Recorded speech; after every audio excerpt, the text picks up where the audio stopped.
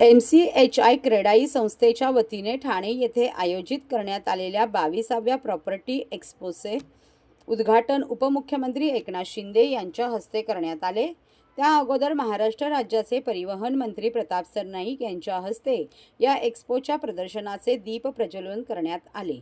यावेळी ठाणे महानगरपालिकेचे आयुक्त सौरभराव, ठाणे जिल्हाधिकारी अशोक शिंगारे, अजय आशर, MCHIचे जितेंद्र मेहता आदी मान्यवर उपस्थित होते। यावेळी सर्वांनी उपस्थित विकासकांशी व्यासपीठावरून संवाद साधला।